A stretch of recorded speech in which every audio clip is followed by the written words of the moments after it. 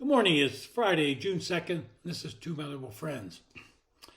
Well, when it gets to be Friday and the end of the week, the debt limits has sucked much of the political air out of the room, but there's a couple of things that bear commenting about. First, the Democratic Senate gave Joe Biden and the administration a rebuke when they voted on a joint resolution to block his student debt loan relief proposal. Now, a resolution does not carry the weight of law, but it's a defeat for the president anyway. The vote was 52-46, with Democrats Joe Manchin and Jon Tester joining independent Kirsten Sinema siding with the Republicans. The House had passed that measure last week on a 218-203 largely party line vote, with two Democrats, Jared Golden of Maine and Marie Gluesenkamp Perez of Washington, joining Republicans supporting the measure.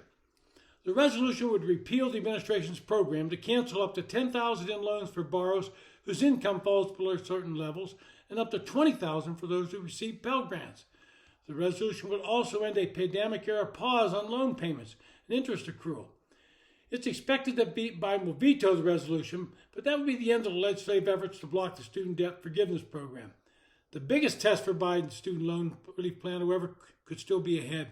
The Supreme Court, with its conservative majority, is expected to rule on two cases on Biden's debt relief plan this month. It was interesting that all three of the Democrats, counting Sinema since she caucuses with the Democrats, are up for re-election in 2024.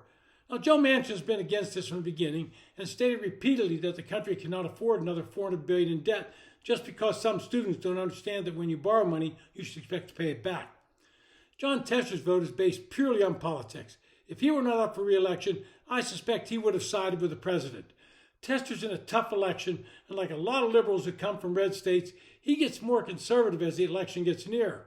To give you some perspective, last August, both Montana senators would ask about Biden's proposal. The Republican Steve Daines said this, quote, "I think it's a terrible idea. I think about how many hardworking Montanans might have had a student loan and worked hard to pay it off. And now they're going to forgive that student loan. I had a student loan when I graduated from Montana State University, and I worked hard and got it paid off. What's going to happen here is they're transferring that debt from students, oftentimes graduate students, and now it's going to shift to the taxpayers and hardworking Montanans, and I think it's wrong. It's a bad idea, and hope we can stop it," end quote. He should have mentioned also those that never went to college, and they're going to be asked to pay for it. But Senator Tester did not respond directly to the newspaper and waffled at times, according to his spokesman. And quoting his spokesman, he said, "Senator Tester understands that students and young people across Montana are facing real challenges due to high-cost student loans. He believes solutions should be focused on addressing the underlying challenges of college affordability, which is why he opposed proposals from members of his own party to forgive all student loan debt wholesale. Senator Tester is reviewing today's narrow decision to assess its impact on Montanans, and he will continue fighting to make sure that all Montana students have access to an affordable, quality education that will help them invest in their futures and grow our economy," end quote.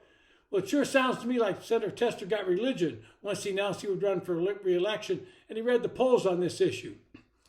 The second issue come up is the age issue that is sure to come up in the 2024 election. As we all know, President Biden is now 80 years old, will be 82 if re-elected, and would be 86 if he were to serve the full 4 years of a second term.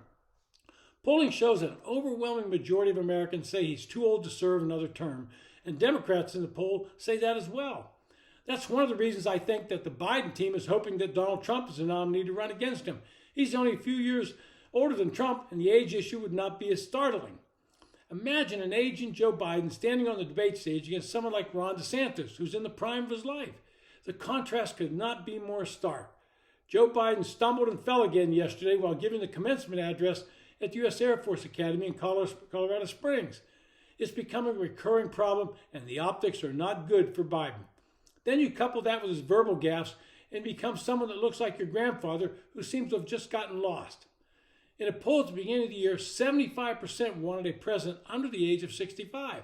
That would eliminate both Biden and Trump, and I, for one, would be ecstatic. We need to retire these geriatrics, both for Congress and the president. And I've suggested that once you hit the age of 75, you can no longer run for either president or serve in Congress. The polling suggests that my age limit might even be too high. Finally, to my surprise, Schumer and McConnell were able to get a time agreement last night and get the debt limit bill passed. The Senate voted on 11 amendments, 10 from Republicans and 1 from Virginia Democrat Tim Kaine, who was outraged that the Mountain Valley Pipeline was included in the bill.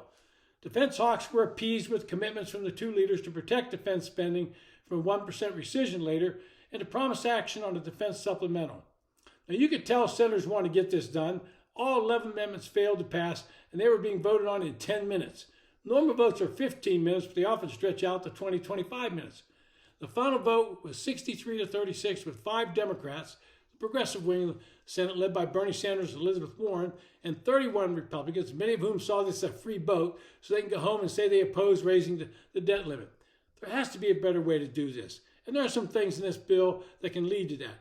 Congress will have to pass each appropriations bill individually, so no more massive omnibus bills. If Republicans keep the House and regain the majority in the Senate, they will have an opportunity to finally show that they can do what they keep saying they want to do, and that is slash the federal budget. We'll see if that happens. This has been To My Liberal Friends. Thanks for listening.